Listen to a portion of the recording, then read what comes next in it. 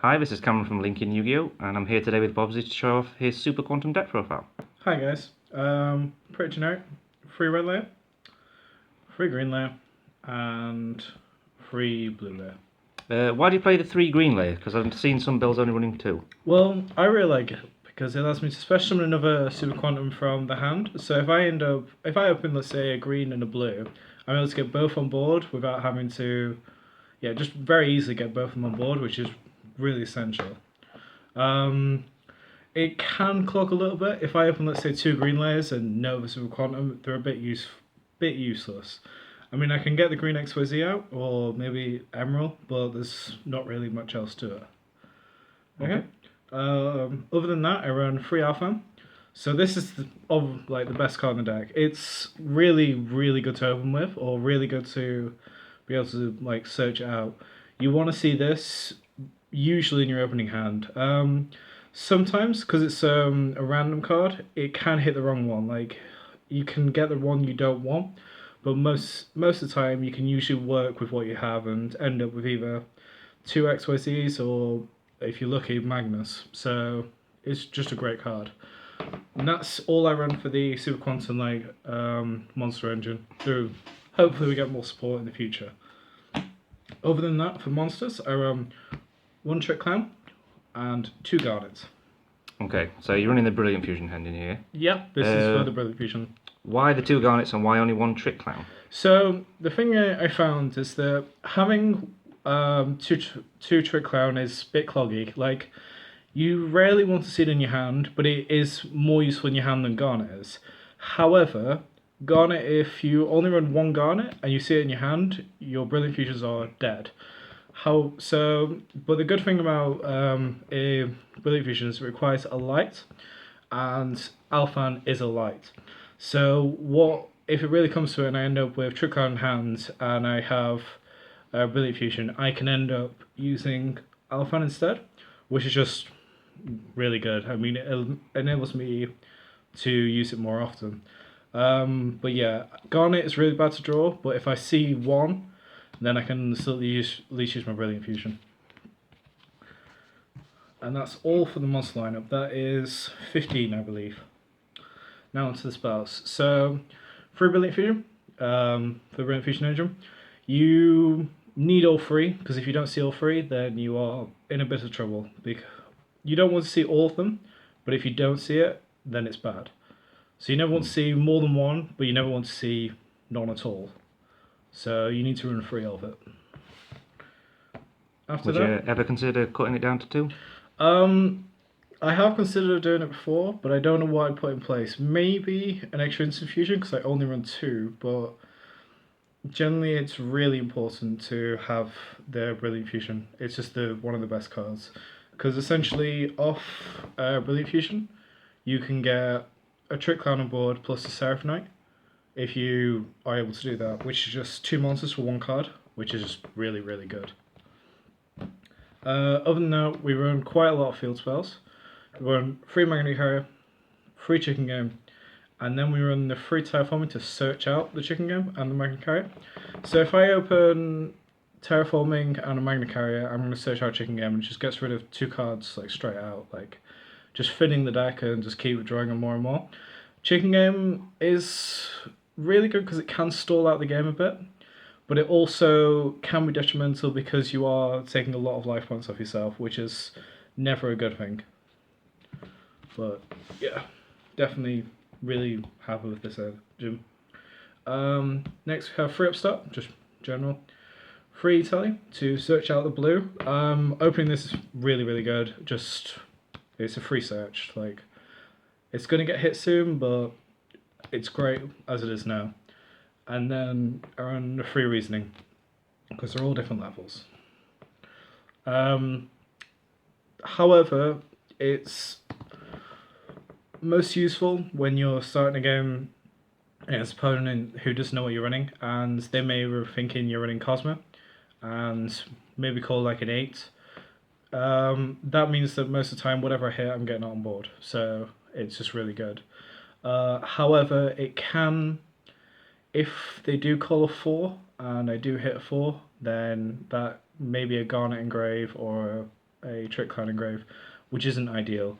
However, any of the others hitting the grave is usually a good thing, apart from Alphan, who has no effect in grave. But yeah, really good. They usually get sided out, though, for game 2, if I'm ranked second. Then 2 Instant Fusion, to get out Nodon and Panzer Dragon, and then 1 for 1, and 1 Soul Charge. Soul Charge, great card. Open this in Alphan, and you've got a Magnus. Like, it's just really, really good. That's all for the main deck. So that's 40 card main deck. Yep. Yeah, it's good. And then for the extra deck, we run 2 Grampus, 2 Erebos, 2 Magnelia, and then 1 Magnus. Why only 2 of each of the smaller exes? Running 3 would mean that I'd be taking up, just with these alone, would take up 9 spots in my extra deck, and then I've got other like necessary cards on top, and it means that I don't have much diversity, and it's very, very rare that I even go into 2 of these in a game, never mind 3. However, it does mean if, let's say, 2 Magnelia layers get hit in a game, both get banished, it can hurt. It can hurt a lot, because it means that there is no chance of me getting into Magnus anymore. There is the possibility of me running Levier just to get out of that situation, but there's more stuff in my extra deck that I'd rather run. But yeah, these are really essential. Now, the only reason why I run the 1 Magnus is because if you have a blue material on it and somehow they get it into the grave, so let's say they kaiju it something, you can shuffle it straight back. Like, it can be shuffled back by blue layer or by Dagosto if you really need to. So that's 7 Super Quantums. From there, so we have 3 rank 4s. We play Abyss Dweller, Castel, and Emerald. So Abyss Dweller is for PK Fire and BA, and sometimes Cosmo. Castel is just a really good card every now and then. It's probably the card I make the least, but it can come in handy. If I was to drop any card, I'd probably, for Levier, it would be this. However, I still think this is a much better card. I'd rather see this a lot more often. And then Daigusto is actually made quite often. It's just a great card. I can shuffle back 3 cards, which is just great. And yeah, this is really, really handy. It also makes my my Seraph Knights more alive. So other than that, I run 1 Volcasaurus, and 1 Thunder Charger. So Volcasaurus is good when I want to deal burn damage, like if I'm in time or something and I need to get a bit more damage on board, or push the game a bit harder. This is just a great option over Magnelia. And then we've got Thunder Charger, which can be used on Magnelia or Volcasaurus to just push for that extra. Thunder Charger is really useful if I have Magnelia and no way to put material onto it, and then just be able to do that extra bit of damage. But yeah, really useful. It's because Magnelia can't attack with no materials, can it? Yeah, it's the same for all the basically get some XYZs. damage. Yeah, all the XYZs can't attack without material, and yeah, it's really important. So other than that, I run 1 Nordum, 1 Panzer Dragon, and 1 Seraph Knight. So Seraph Knight is really good.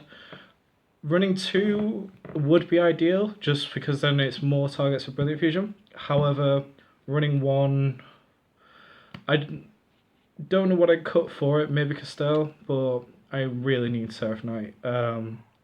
Usually I'm going to shuffle it back with Emerald anyway, so it's usually okay. Panzer Dragon is just a great card. Enables me a lot harder to get into rank 5s, and then Nodon, Nodon. And that's 15 cards for that. Yeah. Yep.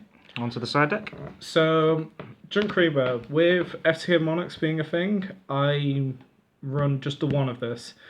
This will be dropped when I have 2 Ghost Ogres. So this will be 1 of these will be dropped when I have a Ghost Ogre. It's in here because if I do go against FTK Monarchs, and I do draw it, I win. But if I don't draw it, then it's a bit. Yeah, so it's just in case. It's just help, just security.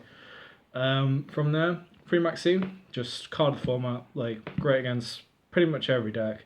Even against Monarchs, it's still usually a 1 for 1, just really good. After that, we play Master Removal with Dark Hole and Raigeki. I was at one point playing 2 Dark Hole, but I decided that having the Junk Rebo, which is consuming me and Ghost Ogre, is more essential. And Master Removal is a really big thing in this format. You want to clear the entire Dragapult board. You want to like be able to more secure your plays, especially with Ignista being a thing. After that, we play 3 Twin Twister. Really great card. Good against Domain. Really good against Dragapults. Just, yeah, pops the scales. I will probably drop one of these for a Ghost Ogre. Just because Ghost Ogre is easier for me to search because I can just I can search it with eTele, and it does a lot of what this does already. I definitely need 2 of these still, but I will drop one of these just because there will be times when I can use Ghost Ogre instead. Why do you run the Twisters over MST? Because Twin Twisters is still like discarding a card is not a bad thing in the stat. Like red layer has effects and graves to special summon one back. Blue layer I can shovel some back, and then with green layer I can discard to draw. And they've all got really good graveyard effects for me to do stuff with. So I'd rather. It's not a bad thing to have, and having the 2 pops instead of 1 is just really good. So like if they have a March and a Domain, I can get rid of both at once, or get rid of both scales, or just it's a lot better. 3 Imperial for that Cosmo matchup, which I think is one of my harder matchups. They have very few like normal outs to Magnus, if any. So usually I don't struggle if I get Magnus out. However, if I can't, seeing this can really hurt them as well, and it gives me time to not get OTK'd as easily, and just it's a lot better. Slows the game down for both of us, which is nice. And then 3 Mask Strict for Monarchs, just general, Let's see this. Regarding the extra decks as well, the side deck as well, I never side anything if I'm going first. Apart from when I play against Monarchs. Sometimes I put these in, and sometimes I put these in. Otherwise, against Cosmo. Otherwise, I never side anything in, because there is very little time I want to see Maxi going first. Like you're not one to see it. If you've got Magnus out, Maxi's not really doing anything anyway, and it becomes a dead card. It's just going to be discarded. So if you're going first, you just want to keep the turbo build to get Magnus out as fast as possible. I want to get Magnus out as quick as possible and just disturb everything they can do. Basically stop them from playing Yu-Gi-Oh! So how do you think the deck fares against the meta decks right now? So Cosmo's your hardest matchup. Yeah, Dragapults, like, I've seen the odd out in Dragapults to get rid of it. However, most of the time, if they make, what's the rank 8? Ignista? No, the rank 8. Hope Harbinger. Hope Harbinger. If Hope Harbinger's made, then I struggle a lot. Like, I run 25 spells in main deck, and Hope Harbinger is a pain. Like, but if I can get rid of Hope Harbinger by baiting out its effect, then I'm usually okay in that matchup. Ignista can hurt because it can shove back an XYZ, which is really annoying because I want them in the graveyard. Because with the field spell, I can get them from the graveyard or the field, which is really, really useful. But when they're in the extra deck, I can't use them. So, yeah, I really hate Ignista. It just disturbs so many plays. But we